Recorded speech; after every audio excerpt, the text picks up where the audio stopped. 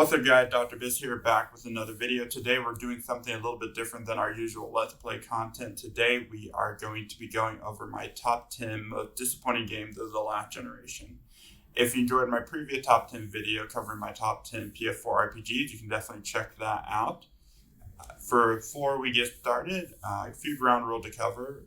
I am defining the last generation from the launch of the Wii U on November 18th, 2012 to the launch of the PS5 on November 12th of 2020.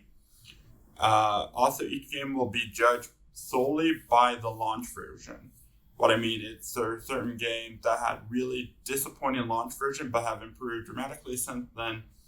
The ranking will be based on the launch version.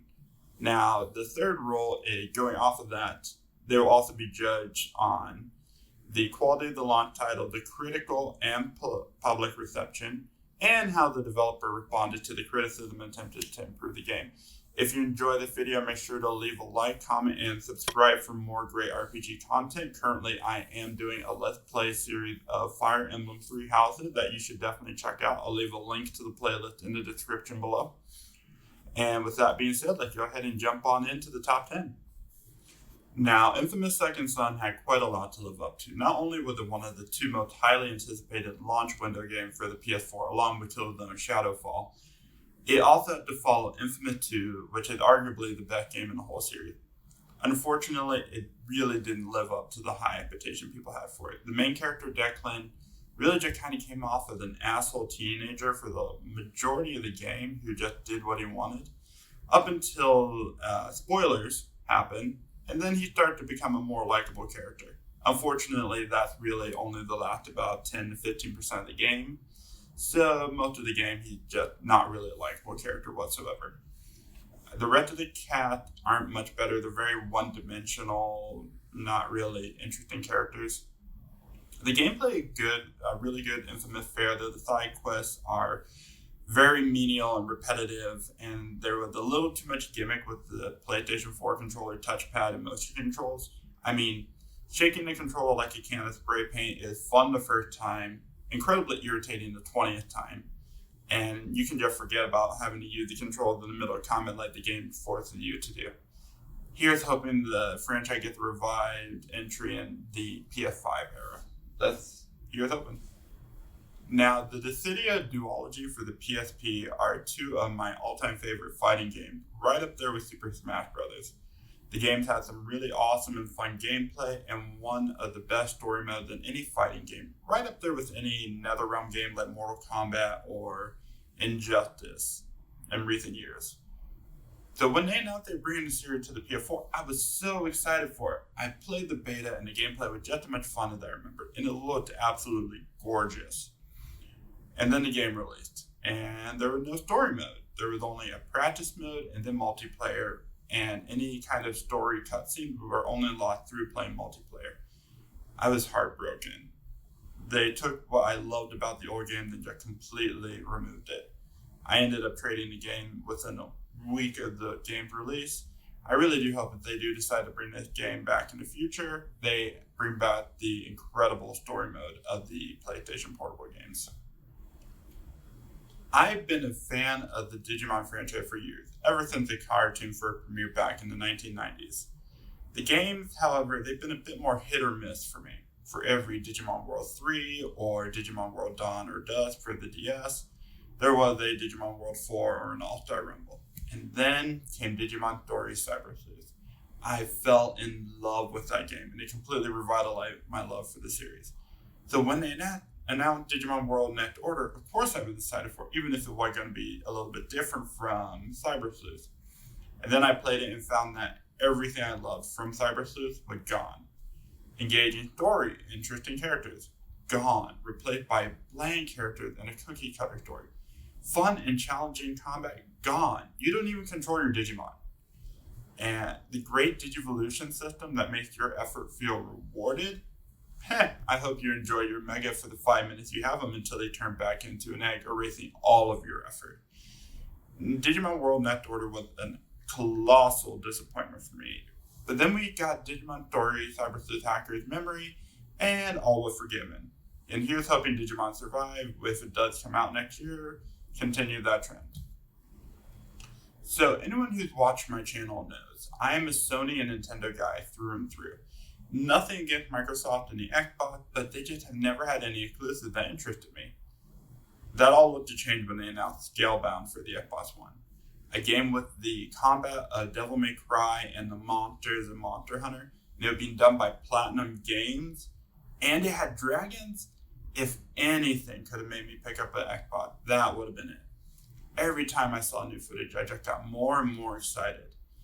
And then Microsoft canceled the game in January of 2017, and with it, the only exclusive Microsoft had that interested me. They do still retain the property, so only time will tell if they decide to revive it, but until then, Scalebound remains one of my greatest disappointments of the last generation. No Man's Sky had an interesting premise at launch. A game world the size of the universe, with each planet being unique and interesting and being able to name and catalog everything you see, as well as seeing things that other players have cataloged, is a tantalizing premise. However, once the game launched, it just fell flat due to a lack of promised features, and the planet tended more toward the bland and tedious side. What keeps the game so low on this list is that the developer turned the game around significantly since launch, with several impressive updates that have not only fulfilled the promised features of the original game, but have added and improved the experience to make it one of the best open world exploration games out there.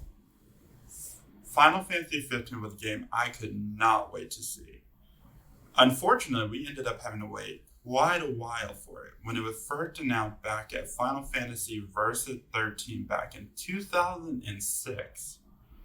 The game was super exciting, looked beautiful, and then it proceeded to get stuck in development hell before finally being released at Final Fantasy 15 in 2016. As with any game with that long of a development cycle, player expectations were super high for the game. And while it was quite fun and had some of the best character relationships in the entire series, it just didn't live up to those high expectations, primarily due to the game becoming incredibly linear in the second half and the absolutely abysmal Chapter 13. Also, do y'all remember all of those incredible swimming animation from the trailers? I do. I remember seeing Titan running across the landscape just to come and pick you up, looking absolutely as huge as a mountain. I was so impressed. Well, unfortunately, those summons have almost no gameplay significance outside of the story, which was really kind of disappointing. Now, like with No Man's Sky, Square has improved the game and added interesting DLC that expanded on the story and improved the experience with the Royal Edition, which bring together all the previous DLC and added new content. I do plan to do a Royal Edition run sometime in the future to experience the improvements. I haven't played the game since launch. But all in all, that is why Final Fantasy XV ranks number 5 on this list. For most of the last generation, it seemed that BioWare could do no wrong. Between the stellar Mass Effect series and the fantastic Dragon Age series, they were the kings of story-driven Western RPGs. However, toward the end of the last generation, there started to be some worrying signs of decline. The controversial ending of Mass Effect 3 left a bitter taste in the mouths of many fans, and even the fixed ending they patched in wasn't enough to remove it. Still, things were looking up. The successful release of Dragon Age Inquisition gave the impression that Mass Effect 3 was just a fluke, a hiccup in the storied legacy of BioWare. So naturally, people were beyond excited for Mass Effect Andromeda, a new story in the series that takes place years and light years away from the original trilogy. Upon launch, however, Mass Effect Andromeda was riddled with bugs and technical errors, as well as lacking the intriguing story and nuanced characters that had defined the series. While they patched some of the biggest technical issues, this game will go down in history as one of the biggest disappointments BioWare has ever released. But sadly, it wouldn't be the last. Alright, we've now entered the top 3 of this list. So you know this is where things are going to get really disappointing. And with number 3, we have Anthem. Now, after the failure of Andromeda, people were understandably quite hesitant about BioWare's next project. In spite of this, when the first trailer for Anthem was dropped at EA's conference back at E3 2017, many people, myself included, were enthralled and intrigued by the concept that it's essentially Iron Man on Pandora. The idea that it would match a Destiny-style persistent world with the amazing storytelling BioWare was known for was a tempting one for many fans, many of which were burned by Andromeda. Now, due to financial consideration and other games coming out at the time, I did not pick up Anthem at launch. This turned out to be quite fortunate as the negative review just started flooding in. The combat was fun, but the meat of the gameplay was primarily in the endgame, and the story that took you there was unsatisfying and a chore to get through. And then once you finally do make it to the end, there just wasn't enough content to keep you engaged. The reception was so bad that all of the post-launch content that BioWare had planned was scrapped in favor of a full reworking the game, similar to what happened to Final Fantasy XIV, which would have been on this list, except the original version launched in 2010. Sadly, the promised reboot had not shown itself yet due to delays related to this whole wonderful 2020 year. So for the time being, Anthem finds itself at the number 3 spot on this list. Okay, let's be honest. Is there really any surprising games that are on this list? These games were equally disappointing for different reasons, so much so that I had to include them in the same spot. The original Star Wars Battlefront 1 and 2 on the PS2 were widely considered to be some of the best Star Wars games by many fans, truly capturing the feel of being in an epic battle either on the ground or in space. Battlefront 2 especially, I remember having an incredibly fun galactic conflict mode that played almost like a game of Risk, where each match had an effect on the overall state of the war. So understandably, people were excited when EA announced they were going to revive the Battlefront name and put it in the hands of DICE, the people behind the second biggest war first-person shooter franchise ever, Battlefield. And the gameplay looked so fun, it looked like everything we wanted would be fulfilled. And then the game came out and it was just kind of meh.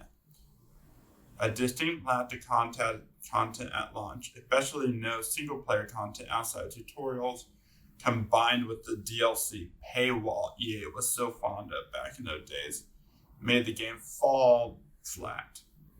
You would think the only direction to go would be up, right? Wrong. Battlefront 2 looked to correct all of the mistakes of the first game by adding in a single-player campaign and making all DLC free. Star Wars fans dared to hope we might have the first good game in the franchise in years. Sadly, our new hope was dashed when the EA empire strike back with loot boxes.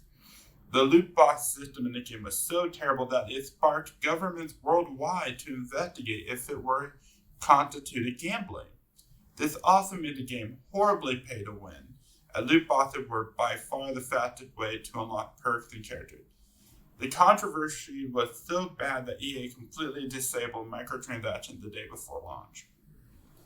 And while the post-launch improvements they made have thoroughly improved the gameplay experience, the sheer magnitude of the loot box failure landed us on the number 2 spot. Now, before we get to number 1, we do have a couple of honorable mentions to go over. I always loved playing the Yu-Gi-Oh! Games on the Game Boy Advance and DS, particularly the World Championship Series, because while I was growing up, there wasn't a lot of people to play with in person. It's such a shame the series ended on such a disappointing note. Duel Carnival had all the cards, everything unlocked from the start, removing the fun of buying an opening pack that I enjoyed so much in the old games. Thankfully, Legacy of the Duelist had revived the old World Championship style and looked to be a much needed return to form for the series. Paper Mario has always been my favorite of the 2 Mario RPG series, even if the series have fallen on hard times. I just never really got into the Mario and Luigi series, even though I wanted to.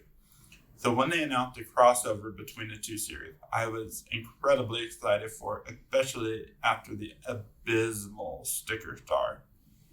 While the game was really good, it wasn't really a Paper Mario game. It was a Mario and Luigi game with the 3rd character. That was just incredibly disappointing for me, but I do want to go back and give the game another try at some point. Now, was there any other game that could really be number 1? Fallout 76 was a game that many people were excited for, what was essentially a fully online follow game that promised great multiplayer content with the high quality RPG storytelling that Bethesda was known for. What Gamer got at launch was more in line with the buggy technical method that Bethesda is also more infamous for. Between all the bugs and performance issues with an honestly bland and pointless experience that lacked all the colorful characters the series is known for. But what really sets Fallout 76 apart from the other entries on this list and get that number one spot is the post-launch support. While there have been a few updates like the Wastelander that have improved the experience, other things like the tacked on Battle Royale mode and the Fallout First subscription, yes, subscription, were met with a much more lukewarm reception. That's right. Todd Howard and Bethesda decided to pull the same crap free-to-play MMOs have been pulling for years, locking youthful gameplay features like unlimited storage and fast travel behind a $13 a month paywall. And that's not even getting into all the issues behind the merchandise associated with this game. Between a canvas bag included with the most expensive edition of the game that turned out to actually be nylon, and the exclusive helmet that contained freaking mold, for God's sake. Almost everything associated with this game has been a disappointment, which is why it is the biggest letdown of this last generation. Well, this has been a depressing countdown. So many great ideas that turned into lackluster or downright terrible products. Here's hoping this new generation has fewer disappointments.